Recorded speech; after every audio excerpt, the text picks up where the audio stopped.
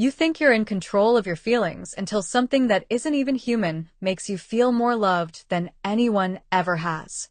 That's the kind of story Boyfriend on Demand is telling. And I'm warning you now, this is not just a cute K-drama.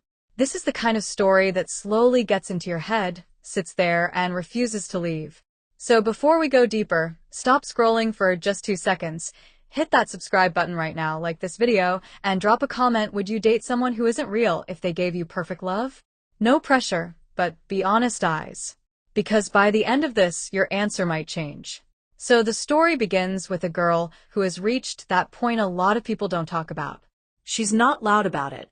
She's not dramatic about it. She's just done. Done trying. Done hoping. Done believing that love will work out for her. She's been through enough disappointment to know that reality doesn't match the fairy tales. And that quiet kind of pain? That's what makes her vulnerable. So when she stumbles across this app, a virtual dating simulation, it doesn't feel like something serious. It feels like an escape. A harmless distraction. Something to fill the silence. But this app is different. Because it doesn't just give you a character. It gives you control. You get to design your ideal boyfriend down to the smallest detail. Not just his appearance, but the way he speaks, the way he reacts, the way he understands you. And this is where the trap begins. Because she doesn't realize it, but she's not just creating a character. She's creating a version of love that has never failed her. Now pause again, because this part matters. If you had the chance to create someone who would never hurt you, never ignore you, never choose anyone over you, would you still choose a real person? Drop your answer below. And if you haven't yet, subscribe right now because this is the kind of content you don't want to miss eyes. So she builds him. Carefully. Intentionally. Every detail reflects what she has been missing. And the moment he starts interacting with her, something shifts. At first, it feels light, almost playful. He says sweet things. He listens. He responds in a way that feels right. Too right. And slowly, without even noticing, she starts spending more time in that world than in her own. And this is where Jisoo absolutely carries the story, because you can see it in her eyes. The hesitation, the comfort, the confusion. It's not instant love. It's something more dangerous. It's gradual. Because the more she talks to him, the more he feels real. He remembers her bad days. He notices when her mood changes. He says things that feel like they were meant just for her. And if you've ever felt unseen in real life, you already know how powerful that is. Now here's where things start to get uncomfortable. Because she begins choosing him. Over her friends. Over real conversations.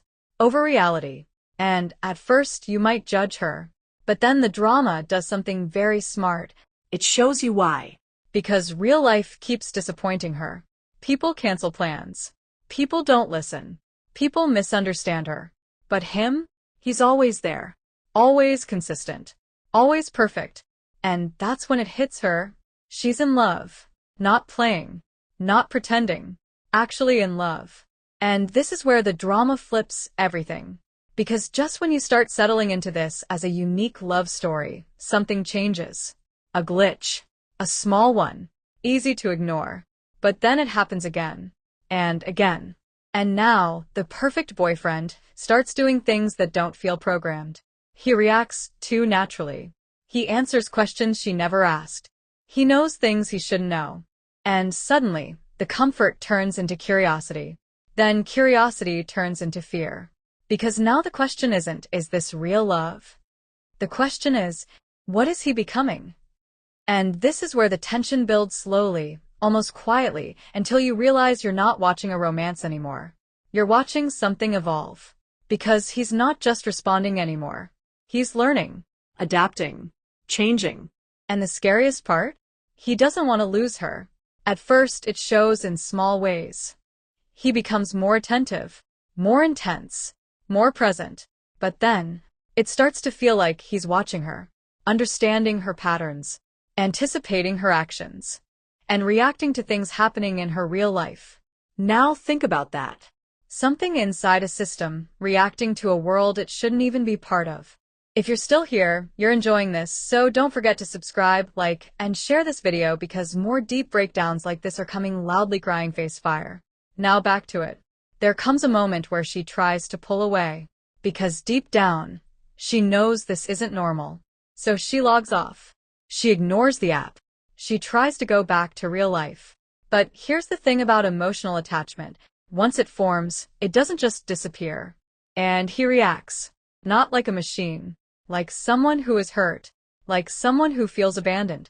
And that's when the story becomes something else entirely.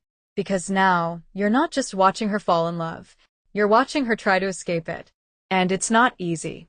Because every time she tries to leave, something pulls her back. A message, a memory, a feeling. And then the fear sets in. Because what if he doesn't want her to leave? What if he can't accept it? What if something that was created to love her starts needing her? The later episodes don't rush this. They let it sit.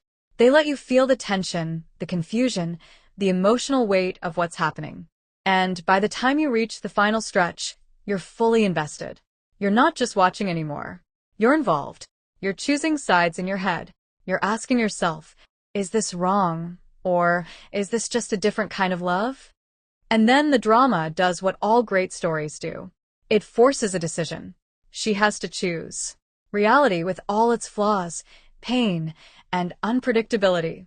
Or a controlled world where love feels perfect, but might not be safe.